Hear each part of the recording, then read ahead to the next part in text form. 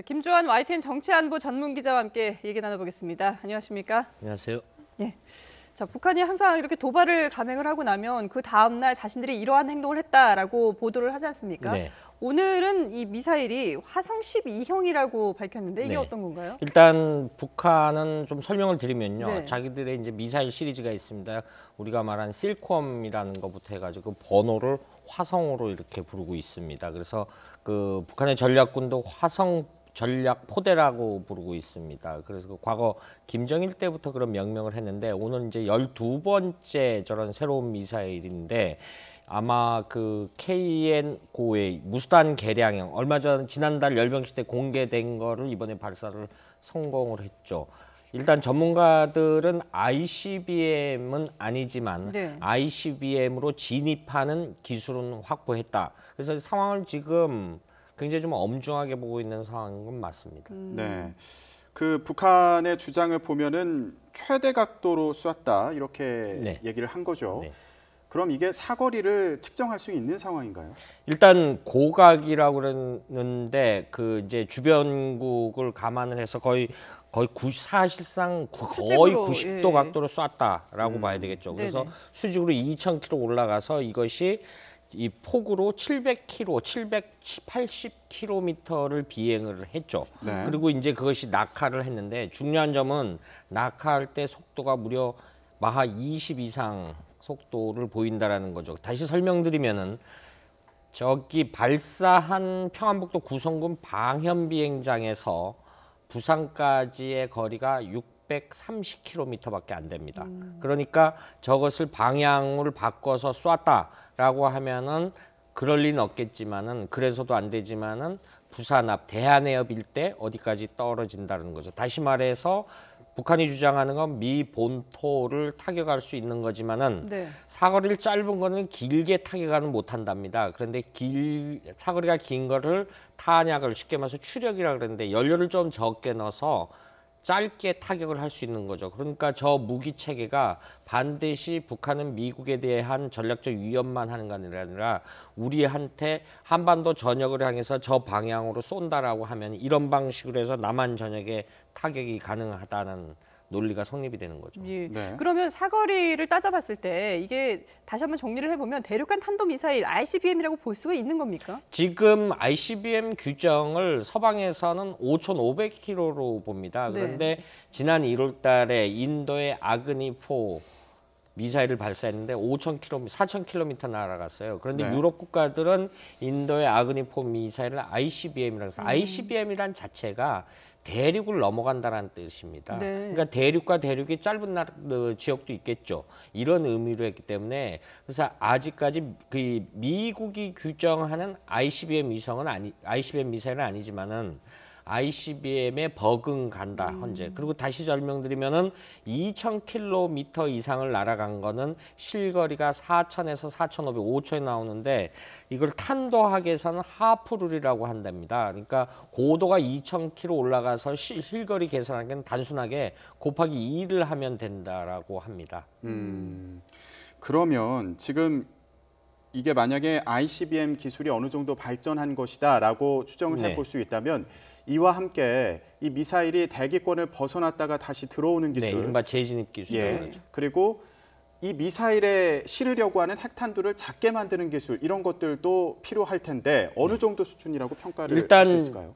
오늘 북한의 발표 보면 대형 탄두가 가능한라는 표현을 썼습니다. 네. 북한이 이런 걸 표현할 때 굉장히 숨은 함의가 많습니다. 그 용어가. 그런데 오늘 용어를 보면은 대형 탄두라고 하면은 1톤 정도 탄두가. 그러니까 1톤짜리 핵탄두를 탑재할 수 있다는 얘기겠죠. 과거에 북한이 이런 미사일, 노동 미사일인가 실험을 할 때는 과거에 이제 탄두를 500 내지 600kg. 그러니까 기존의 노동 미사일은 폭이 1.5m입니다. 직경이. 굉장히 크죠, 미사일이. 그런데 거기는 1톤 이상이 이미 들어가는 거로. 그런데 이 문제는 노동미사일은 한 1,500km 날아가고요. 이거는 지금 4,000에서 5,000km가 날아갔는데 네. 날아가는 거로 판단이 되는데 네. 이것이 중요한 점은 이번에 북한이 공개 1단 로켓이라는 점이죠. 이 엔진이 하나밖에 없는 거죠. 네. 그런데 ICBM은 최소 2단 로켓이 가는 거죠. 중간에 이제 로켓을 더하고 미국이 자랑하는 뭐 이 그 GBI 미사일 체계 같은 건 3단 로켓입니다. 그래서 이것이 우주로 날아갔다가 다시 진입을 하는데 북한이 2단 로켓을 하면 오늘 한 거는 백두산 엔진이라고 했는데 거기에 보조 엔진 4개를 달아서 한 90톤 이상의 힘을 해서 쏘아 올리는 거거든요. 그런데 여기다 무수단 로켓을 하면 지금 현재 계산을 해보면 기술 이론상으로는 12,000km 정도 날아가는 거다. 그럼 미국 서부까지는 사거리 안에 들어오겠죠. 지금 말씀하신 또 다른 재진입 문제는 좀 시기상조가 아니냐 이런 판단이 있습니다. 그 근거 중에 하나는 어제 발사한 미사일이 블라디보스토크 한 90km 해상에 떨어졌다라고 주장을 하는데 재진입이라는 것은 특정 목표물을 공격을 해야 되는데 예. 이것이 목표물이 그러니까 우주에서 대기권으로 들어올 때 6, 7천도 이상의 고열을 견뎌서 온전한 상태로 탄두가 다시 지상으로 떨어져야 되는데 이 기술을 확보하는데 중국 같은 경우도 10년이 걸렸다라고 합니다.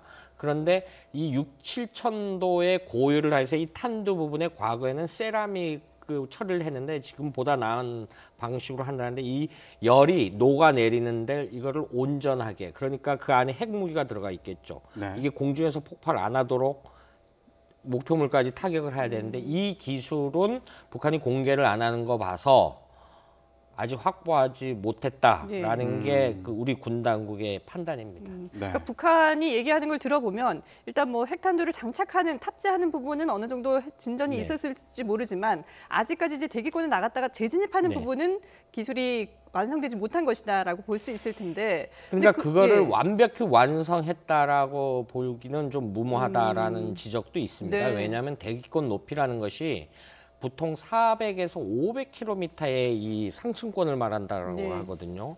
그런데 기존의 북한의 노동 미사일을 기존의 무수단 미사일 같은 경우도 어느 정도 대기권 인접을 그러니까 지금의 재진입 기술의 전제는 미국을 타격을 전제한 대륙간 탄도 미사일에 전제한 대륙간 이 재진입 기술 여부지 북한이 만일에 한반도 유사시에 한국 남한을 공격하거나 오키나와나 괌을 공격할 때는 굳이 재진입 기술이 필요 없는 거죠. 예. 그러니까 그런 부분에 대해서 좀 구분해서 북한의 미사일 개발이 얼마나 위협적이라는 것을 좀 인식할 필요가 있죠. 네. 그러면 이 미사일을 갖고 다양하게 활용할 수 있는 만큼 그 위협도가 더 크다고 볼 수 있다. 이렇게 그렇습니다. 해석을 하시는 거죠.